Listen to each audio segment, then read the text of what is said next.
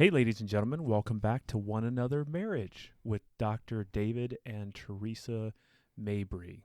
We have this podcast for a specific purpose, and that is we hope that your relationship is strengthened so that you can have greater satisfaction and impact on the world around you. So, glad you're with us today. Hi, everyone.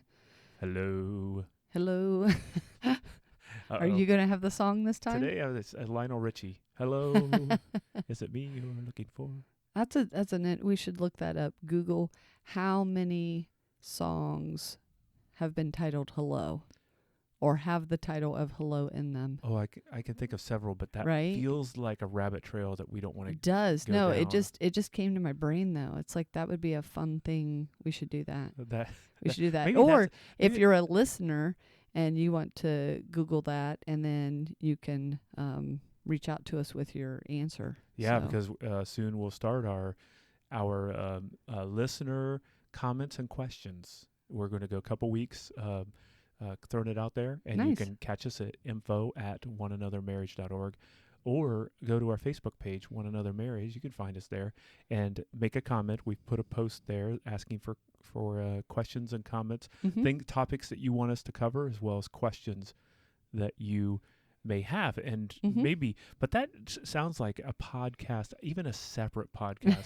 We should probably start a new podcast that is not really marriage centric, Rabbit but just trails, random topics that David and Teresa like Rabbit to talk trails. about. There That's you right. go. Yeah, that's what we'll name it. But since this is a marriage relationship podcast, what are we talking about today, honey? Today we will be discussing. No, that just sounds like such a weird voice. Okay, so hey. Today in our episode, we're actually going to unpack some behaviors which are predictors of marriage failure.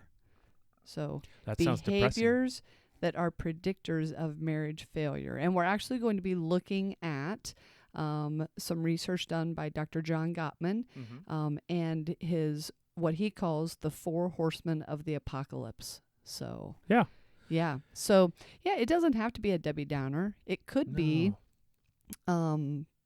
just practical information for couples not to get themselves into that area. Absolutely. And if you are a couple and you're listening and you find yourselves in one of these four horsemen that we're going to discuss, or several of them, then that is an indicator that you should be reaching out to someone for some extra help in your relationship. So marriage coaching or counseling, and obviously you can reach out to us as well. So. Absolutely. So the whole objective is to turn it positive, not to be depressing as it sounds. Right. Because the apocalypse. I mean, come on. Yeah, Four Horsemen of the Apocalypse. Thank you, John Gottman. Thanks for the name.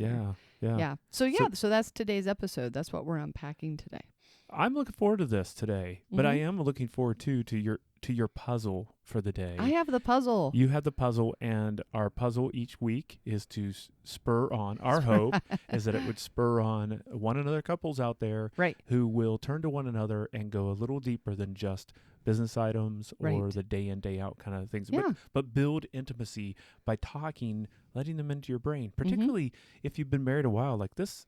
That kind of this kind of behaviors like for premarital people, and then for it's not a marriage, stretch for them. Yeah, it's easy to talk about things. So, but if you have been married long enough, I mean 7 years in, you're for sure you've hit seasons of just not knowing exactly what else to communicate about, and so just keep in mind the puzzles are never to be about your partner. Okay. Yep.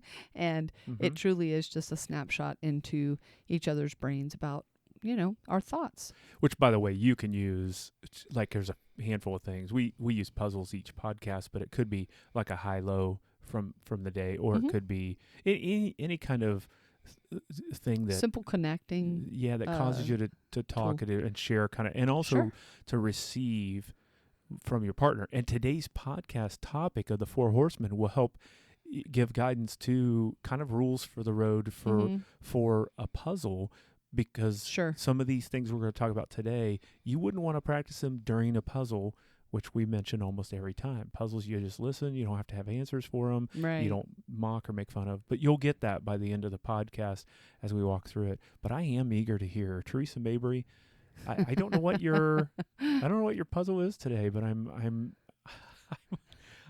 looking forward to this. Okay. I hope I don't let you down. You won't. You won't. You've never let me down. Okay. All right. So the puzzle is coffee shops. Okay. We've been to coffee shops. We have been for to a coffee puzzle shops before, so I'm curious how this is going to be. The puzzle is expanded coming from upon. coffee shops and some certain ones in particular. Okay, but I am noticing that more of them are doing it. But so you get a drink, Yes. and it's a cold drink, Yes. and you need a straw. Yes. And so we're going to like those paper straws, like Ooh. the cardboard straw, the Yeah. paper straw, Yeah, right? Yeah.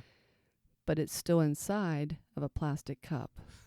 So I have thought That's about this great. before, but I was spurred on by a mutual friend of ours. My puzzle was actually Shout out to Tanner. stimulated 'cause I know what by you're talking about a now. mutual friend of ours, Tanner, who expressed this same opinion on his Facebook page. And I was like, yes, I've had the exact same puzzle, So right? wait, you're say it again. You're saying that because I remember the post from Tanner. You're saying a paper straw or cardboard straw, whatever they're made of, Whatever they're made, yeah. not plastic straw, Not plastic straw. but so, it's coming in a plastic container. exactly. It does So feel what like is it more defeats the purpose. plastic? Yes. What is more plastic? The Yes. cup, the lid together, or the straw? Yeah. Now I get it. I'm not saying that we shouldn't try to do something. Mm-hmm. And I don't know. I don't know exactly what the answer is, but it's just because 2 times now I've chosen a cold beverage at 2 different places, 2 different coffee shops. One large name brand coffee shop, right? And then another one not so much. And the straw disintegrates. It doesn't hold itself together. It's really sad. It's Yes. sad. Like it becomes a very dilapidated straw. And then I'm like, well, what the heck? How am I supposed to like drink my drink if the straw has collapsed, right? So you know what happens? Drink my drink. How am I supposed to drink my drink if the straw has collapsed? So that's the puzzle. The puzzle is You make me so laugh. much plastic, and just we're just adding one more piece of plastic, Yes. and we're trying to change that one small piece of plastic into cardboard or paper. Yep. But why are we still like? What's the benefit? What is going on here? Yeah. And then you know what the heck happens? What? If I'm in the car, reach into the glove compartment, guess what we have? Extra plastic straws.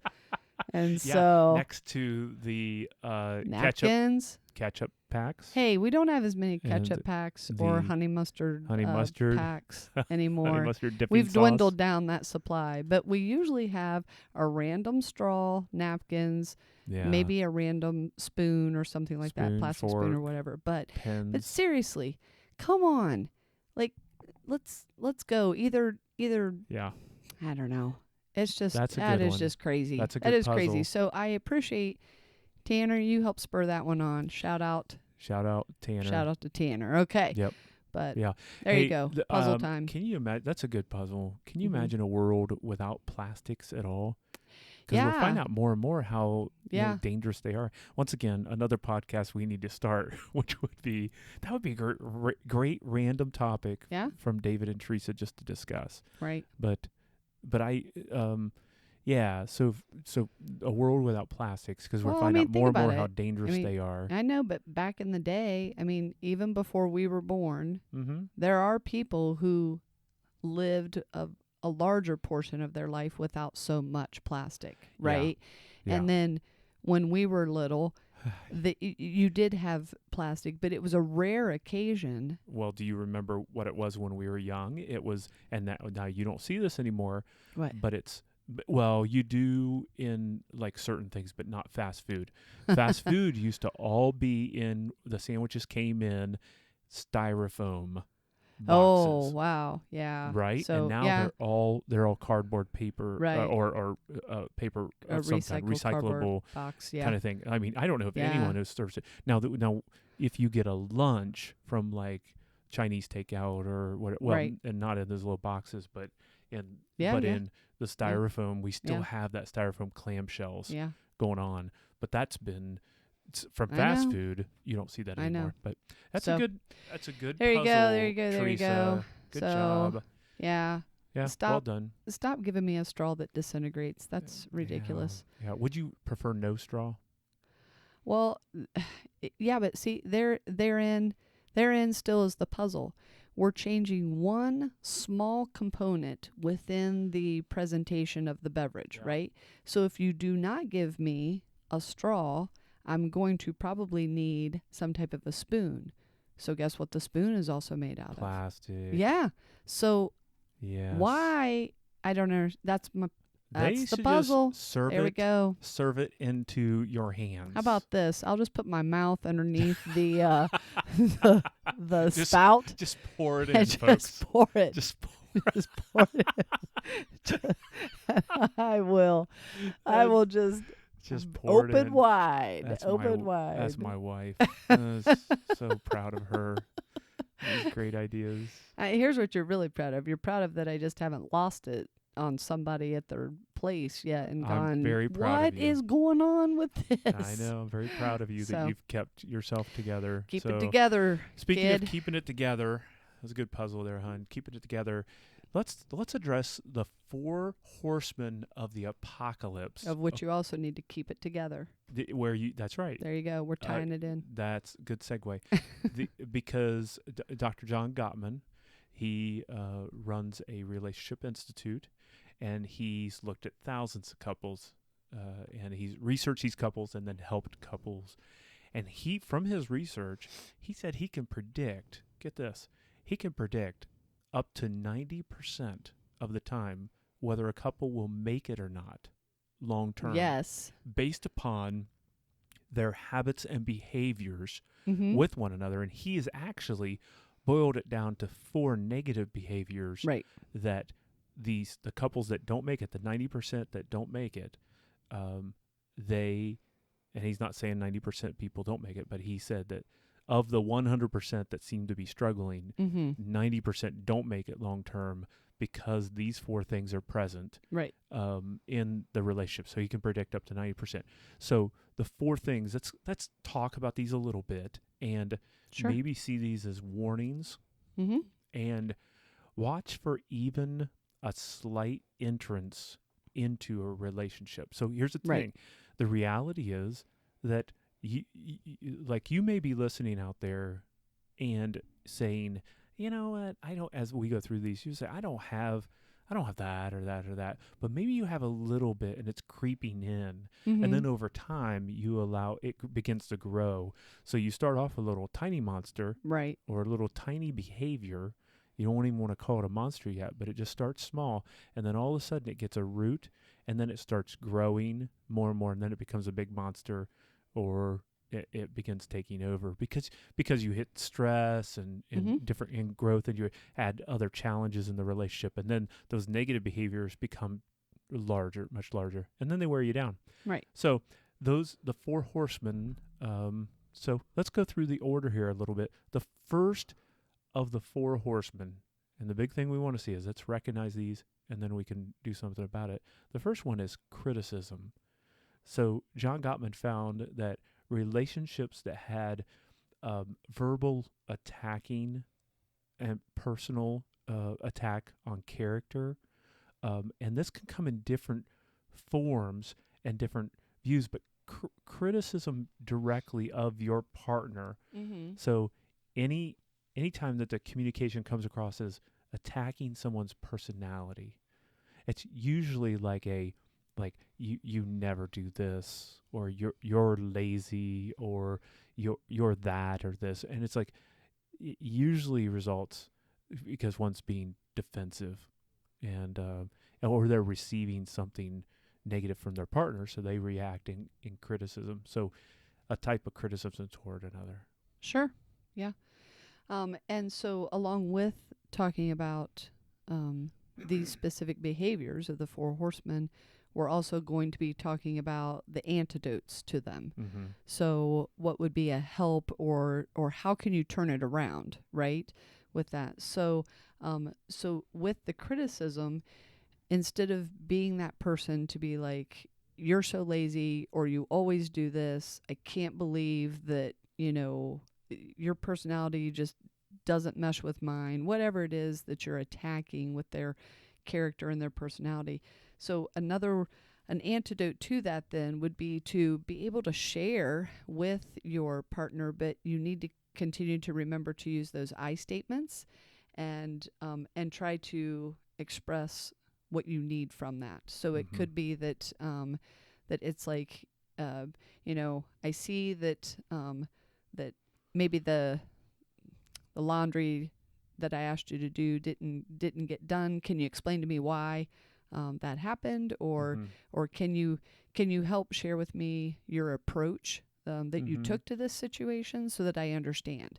Yeah. That's a totally different way to communicate with each other rather than the attack, right? And then, like you said, like other things can come in to the relationship, other stressors can come in that can cause these behaviors to kind of come out a little bit more. And I mean, and definitely, we've had criticism. I mean, we've been together dating over 30 years. Yep. So in that time frame, we've definitely have criticized each other, and recognized that was not the most helpful way to go about it. Yeah, I think that it's been, for us though, it has felt more like measured, and it's usually sneaky criticism rather than overt, right? Because for me especially, I mean, with my stress response being a skunk, my verbal spraying, I have attacked before in a critical way, sneaky or not sneaky. It has come out. Yeah, and it's usually like a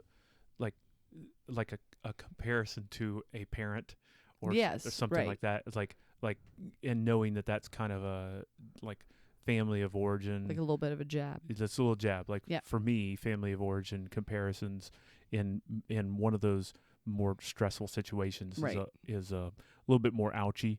And so that comes across as criticism. But then there's the more overt and challenge that I don't think we have ever had, like our example of, like I'd said before, about like the criticism of, you're so lazy, like the laundry was not done. Right. Which, oh, you're so lazy. Or if I come home and like I see dishes still in the sink, and I'm kind of like, oh, Theresa, once again, disappointed me once again. You're so lazy, and it's like critical kind of tear down for of behavior or of perceived shortcomings of your partner. And it's like a lot of these. And you're saying we have not had. We have not had that. Right. Like, but it's usually not when it's coming out. I think a lot of these is like when you treat, and this is a good heart check, gut check. When you consider some of these treatments that we're walking through, some of these four horsemen, it's treating your spouse like a child. Right. Like, or you're talking down to, or you're trying to parent them, and so there's a good opportunity to sit back and go, hold on, am I really speaking? Am I criticizing my spouse? And am I only mirroring the way I feel I'm being treated elsewhere or from my family of origin? And so it's like, and these are callbacks to everybody to previous podcasts. We encourage you to look back on the FUI podcast, or Theresa, you mentioned stress animals. So call back to the stress animal one. But don't you think that sometimes, like folks that we've worked with that have had more challenges with criticism, particularly, it's like a lot of it has stemmed from a family of origin aspect. I mean, if you have grown up in a very critical environment, or let's say you've grown up in, because I do feel like there's a certain part of this one that criticism comes more from the female to the male a lot of times. Yeah. And I feel like if you have grown up in a family of women, grandmas, aunts, like mom, who spoke clearly about treating their husband like a child or making that comparison, then it normalizes what's happening, right? Yeah. And you just feel like that's what you're supposed to do, right? And so, and we're trying to tell you that technically, no, that's a bad behavior trait to get into, and that would be one of those family of origin traits that comes through the line that you want to put a stop to, right? And a lot of times people don't even truly think about some of those. We land on the big ones like, hey, we want to stop addiction, or we want to stop, whether it's alcohol, drugs, sex, whatever it is, like we want to curtail divorce, we want to do other things, but we don't always think about like, what is a critical spirit, and then how do you put an end to having that critical spirit and having that criticism? And it's basically, first of all, changing the mindset, right? Not to look at your partner as a child. Second of all, you have to, it's going to take some work. You're not going to be able to just fix it overnight. But third, if you would start being more healthy in your assertiveness of using that I statement, so that I see this happening, and can you just help me understand the why behind it? Yeah. Or something like that. Having many more positives than negatives shared within the relationship makes a huge, huge difference. In fact, Gottman's research points to that as having, he found that when their relationships are growing, there's a 5-to-1 positive to negative interaction with the couple. But with couples that are struggling and actually headed to divorce, they have less than, it's like a 0.8, less than 1 positives to 1 negative. Wow. So it's not even a 1-to-1 basis. Right. But it's just under 1 positive for every 1 negative within the relationship. So we're in the negative for the negatives. That's right. So the idea is to take care of criticism within the relationship by not verbally attacking personality or character, but own things. Talk about your feelings. That's right. With those I statements. That's right. Right. The second one is connected to it pretty strongly, and that is contempt. So it's the attacking the sense of self with an intent to insult or abuse. And so it is a direct, any statement that's statement or nonverbal behavior that tries to elevate you to higher ground, where you're kind of like, hey, pushing your partner down lower than you, which criticism does that, yes, but contempt is actually showing disrespect. It's put downs. It's mocking. It's rolling your eyes. It's sneering. It's kind of a snooty response for some people. Right. So it's unlikely because of defensiveness or so on. It's an insecurity, actually, insecure response. But so it's contempt. It's actually, once again, if criticism is treating your spouse like a child, contempt is definitely that overt kind of mocking put down. Our rule early on in our even dating relationship, and I remember distinctly having this conversation, is that absolutely no name calling whatsoever. Even that not play, but even a joking negative, because all those, like, many times you find that there's an undercurrent, a negative undercurrent with the joking. Now, the flip side, though, I must say, is sometimes there's those play names that go back. That's not what we're talking about. We're not talking about kind of like you're being goofy, kind of just that fun kind of jabbing with one another. It is really innocent. Yeah, you're such a goober or something like that. I don't know. Make sure your partner knows that's the case. If I walked around and just called you a jerk all the time, Yeah, or and even said it publicly with others and said, yeah, David's such a jerk. Or if I said, yeah, Theresa, man, she is so annoying, kind of thing. It was like, or you're so annoying, or like that contempt, that or name card. You're so stupid. Why you make these mistakes all the time? You're so stupid, kind of thing. And once again, criticism, contempt are very close horsemen. But anytime that you have that verbal attack of one another, and couples that. The couples that have this, once again, this is a predictor of divorce, folks. So if you have any name calling or attacking or insulting in your marriage, what should they do? So the antidote for this one is to actually build up appreciations. So you want to make appreciations the healthy culture within your home.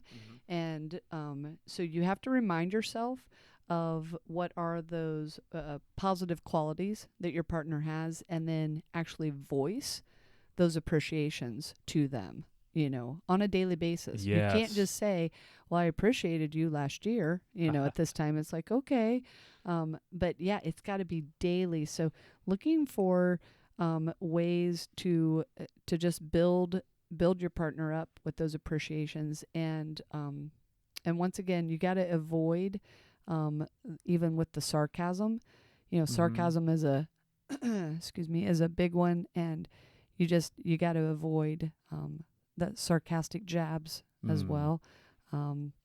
Because your partner, if you think about it, if you have only felt contempt from your partner, then if all of a sudden they give you an appreciation, but then in the next vein, they're also given that sarcastic comment, even if it's humorous, which one are you going to think about more? If you've only felt contempt from them, you're going to think about the sarcastic comment, excuse me, and not take it for what it's worth, that they're trying to also give you an appreciation.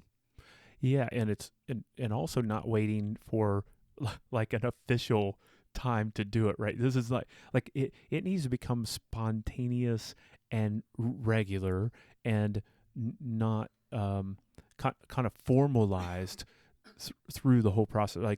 Like I have to wait till someone makes me appreciate you. Yeah, but exactly. But everyone appreciates appreciation. Yes. And the research would show, and a lot of Gottman's research shows this, and we've said this before, you need two things on a regular basis, and we'll focus on this one today, which is appreciate your partner on a daily basis, as you said.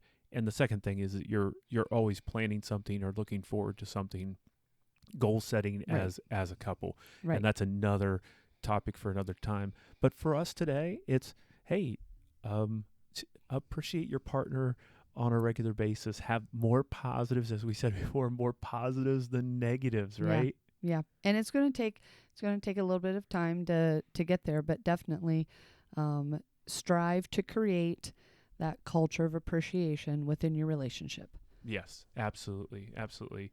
It is interesting that the Four Horsemen, just a little fun fact as we go along here, it's like the Four Horsemen, you can predict before 6 years after a wedding date whether the relationship is going to continue if these things are present. So if you're listening today and you say, well, we've not been married long, we don't really have to worry about these things. I'll tell you what, is that according to Gottman's research, it's like under 6 years you can predict whether that marriage is going to make it or not, because these things show their presence early on in the relationship. So right, and the other interesting statistic with that too is that the average couple waits 6 years before seeking help. Wow. So here we are with you can predict in under 6 years. So we have some of our young couples out there who, you're on year 3, 4, and 5, but at the same time, you're waiting to finally seek out some help. And by the time you're seeking it out, someone's usually ready to give it up. Yeah. Because if you've endured for 6 years with some of these negative, bad behaviors, you've torn down a lot of the trust. Yeah. And So number one, that's on the positives, just to review real quick. The first one is that we want to encourage couples out there as much as possible. Use more I statements when you are finding a behavior that you want to see improvement, or you want to confront, you want to resolve conflict within the relationship. Instead of using criticism, use an I statement. Talking about your feelings. Your feelings with it. Personalize it a little bit more for yourself. The second thing is that build a culture of appreciation within your marriage, and more positives than negatives, and work really hard at appreciating your partner. So these are the positives that you can start implementing within your relationship. The third horseman is defensiveness. So defensiveness is victimizing yourself to ward off perceived attacks and reverse the blame. So it's countering when you think that you've been attacked, criticism, contempt, whatever it may be. Often kind of a counterattack would be defensiveness. So it's negative communication. It's escalated. It spins out of control. You become defensive, and you don't want to take any responsibility for playing any part in the negative communication, the negative behavior. So you become more and more you lose sight.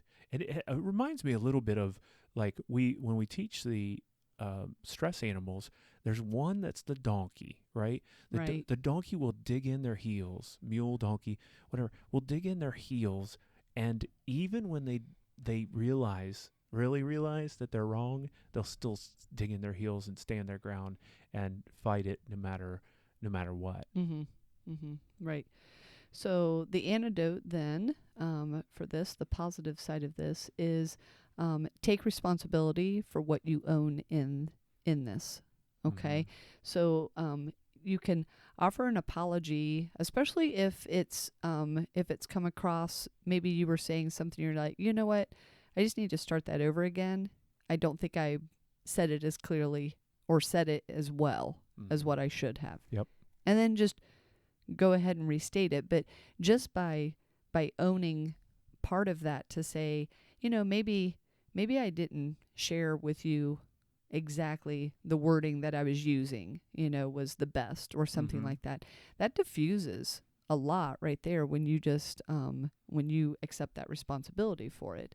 And so it instead of the counterattack of you get attacked, so then I attack you, and we just keep going back and forth, attack,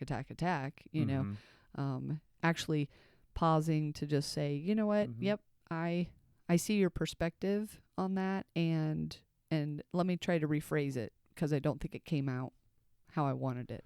Those are powerful words. I tell you what, don't you think that of all the couples that we've worked with that really struggle with things, their relationships really on the rocks, and they're really needing some growth, I don't think we find yes, the first horseman of criticism. We find contempt, yes. But I'm telling you what, this horseman of defensiveness, that seems to be present in almost all of the struggling couples. Sure. And even in some of our couples that we've worked with that aren't really struggling, but they just aren't real healthy. They aren't the healthiest they can be. Defensiveness is so easy to have present. It's like, because I think we have this self-preservation just as individuals, and it's kind of like, it's, hey, if I think I'm being attacked, I need to defend first and foremost, rather than thinking through, hold on a second, what is my partner's perspective? Let me take responsibility for my part. And then even when you realize that actually they're in the wrong, but I'm gonna be careful how I approach this. I'm gonna have more of a chill approach back, and we're gonna try to resolve this. And this is super tough, is it not? Especially in the emotion of the moment. Emotion of the moment. Absolutely, yeah. And I do think you're right that's. I mean, yes, this one for sure is present in a lot of those couples that we've coached that are in that struggling time frame, and as you said, like, it is natural to want to protect and to protect yourself. And I think when we look at when you look at years that you've been together, when you look at compiling these negative behaviors that may have been present during that whole time. Let's say you've been together 10 years. During that whole time, these negative behaviors have been present. Yeah. You've just continued to forge ahead, kind of struggling through your relationship, but then you're also adding in the stressors of life, right?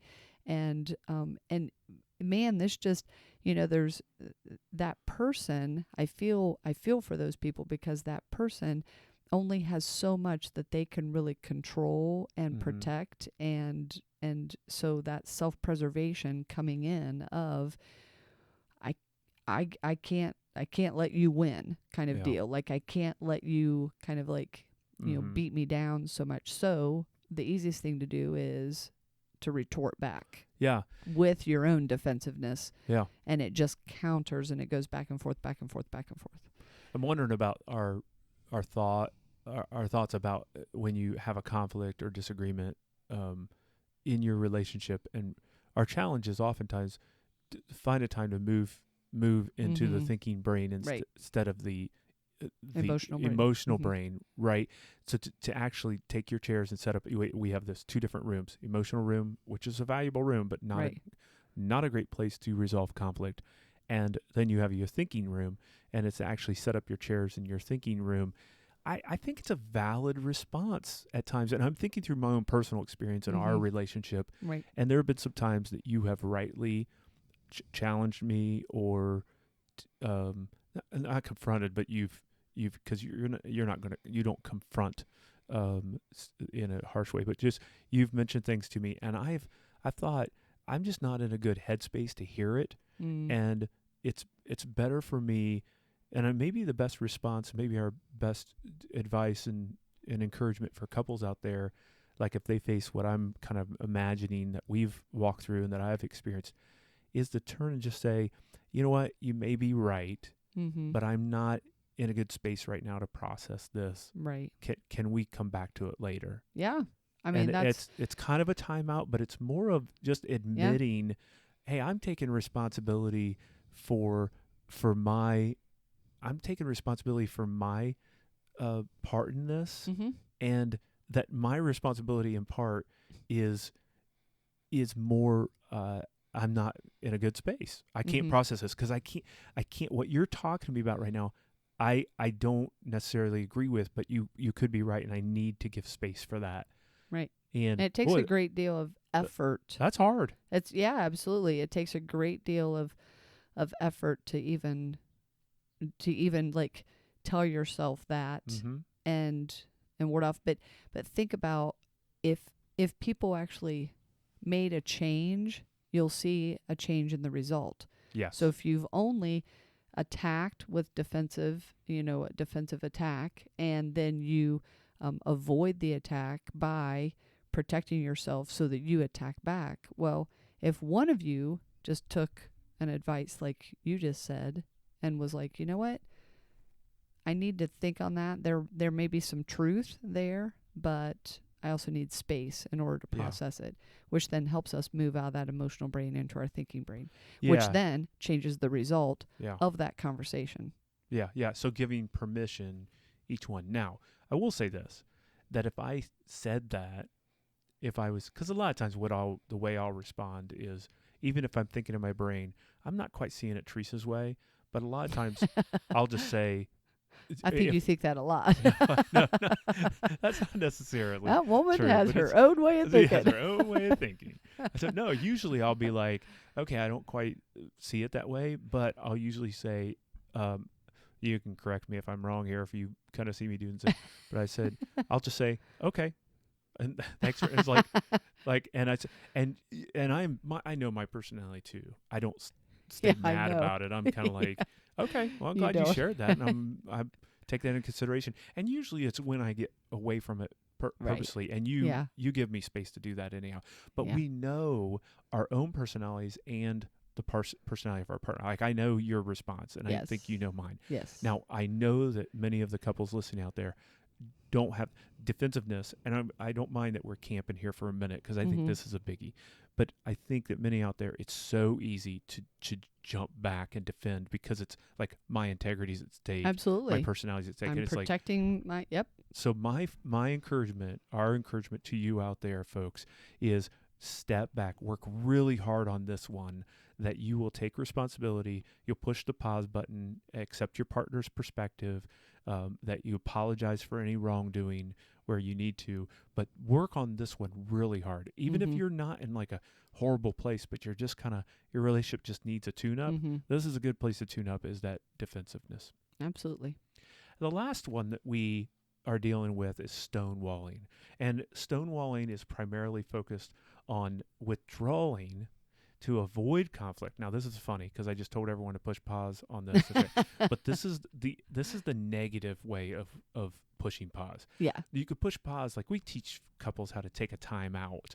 But that time out, the important matter with that is that you come back together purposely. Right, and we only say even like 30 minutes to an hour. That's right. Okay. And that's exactly the same thing with this. Right. So stonewalling is a deliberate withdrawing to avoid conflict and convey disapproval, distance, and separation. So you're using as an emotional, relational manipulation, you're using that pause button or that separation, and you're kind of, it's really emotional manipulation one toward your partner, and you're minimizing your partner and the issue itself. So you want to make sure that your partner feels ignored and invalidated. It's often a non-cooperation with the conflict itself or with your partner herself. So this could be seen as a defensive tactic, but this is really not. This is an offensive move as an attack against your partner, right? Yeah, absolutely. So, and when we're saying that too with stonewalling, it could even be like, it could be like a few days. It could be for a while, right? Yes, I mean, right. like it could be a week. Right. It could be 2 weeks. And like we've seen that and heard it, right? Of yes. Couples is like, well, I didn't talk to him for a whole week. Yeah, or exactly. I just don't talk to her. It's a purposeful, like, avoiding. She'll learn a lesson, or he'll learn Absolutely. a lesson. If I just kind of put up the wall. Right. And I'm telling you what, you put up the wall so many times, your marriage is not going to make it. No, absolutely. Yeah, absolutely not. Because it's you want them to feel the pain. You want that other person to feel that, like, you want them to come seek you out, and then grovel at your feet. So, okay. So the antidote here to stonewalling then is what we've already alluded to, where we teach couples, if one of you is feeling that emotional response to where you just want to withdraw and you don't want to come back to it, you just want to withdraw and like try to get away, we want to encourage you to do some self-soothing here by taking a break, but you need to spend time doing something that's soothing and distracting. So that could be everything from, doing some exercise, going for a walk, watch a TV show that you can just completely veg out to, listen to music,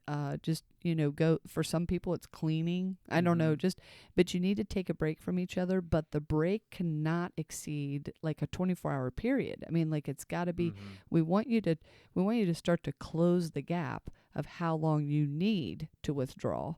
And then that helps you to just kind of like calm down and process, and your brain actually will start to shift back into that thinking mode. The sensors that have taken place in the emotional part of your brain will calm, and your thinking part of your brain comes back alive.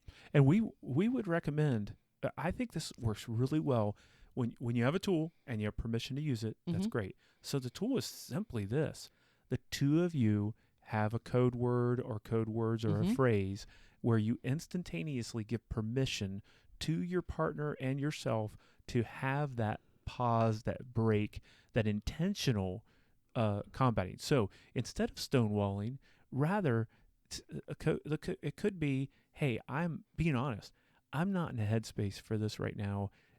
I need a break. Let's come back to this later.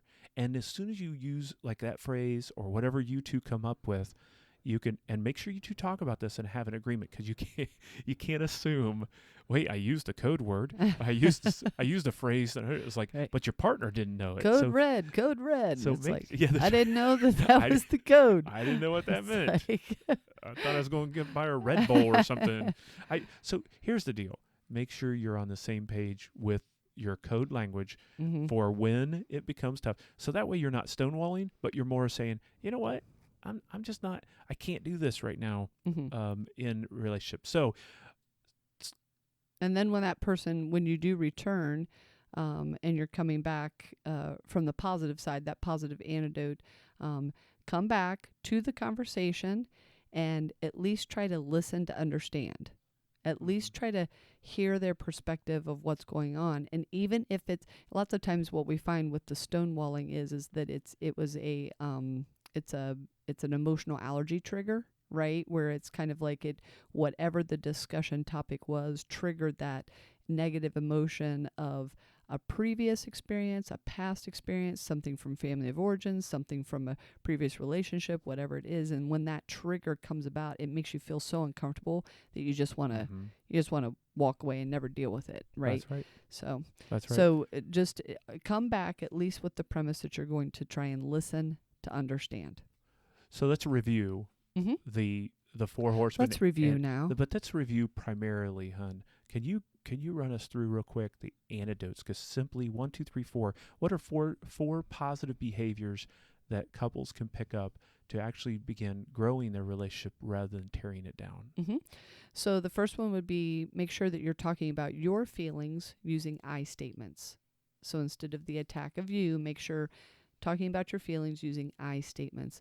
The second one would be that you've really got to work hard on appreciations, and you want to build that culture of appreciations. Look for those positive qualities and positive actions that you see happening, and then say out loud, I really appreciate this specific behavior about you. And you need those appreciations daily.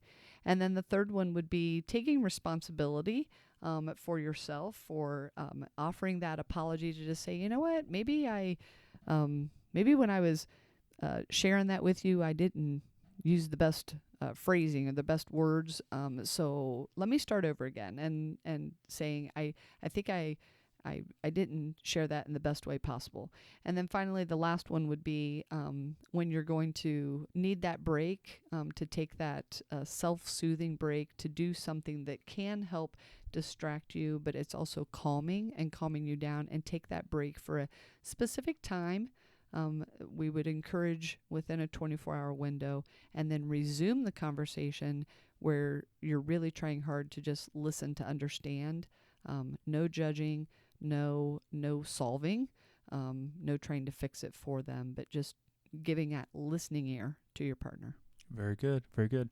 Hey, thank you all for joining us this week. And I want to give you the verse of the week to wrap us up today. And it's going to come out of Proverbs chapter 14, verse 29. And I'm actually going to give you a bonus today. But 14:29 says, whoever is slow to anger has great understanding, but he or she who has a hasty temper exalts folly or foolishness.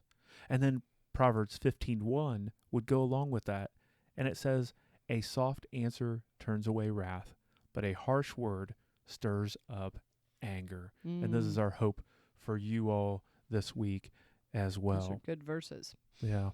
Good verses. So, hey, thanks for being with us today. And good golly, can you believe that we're at the end of June? Oh, my goodness. Already? Yeah, it's here at the end of June, and Independence Day is this weekend. So yes. We're excited. If you're listening to this before Independence Day, happy 4th of July to you. As well as we appreciate all of our listeners and followers. If it's your first time joining us, come back. Make sure that you follow us and on all of the podcast platforms that you can. Subscribe and rate and review. Those are the best ways that we can get our podcast out there. And remember, it is not about us, but it is about building up others in their marriages and creating that culture where marriage is a good thing. Marriage That's is right. looked at as a good thing, and there are so many positive aspects of it. That's right. Thanks so much for joining us, folks, and we will see you next week in July. All right. Bye-bye. Bye.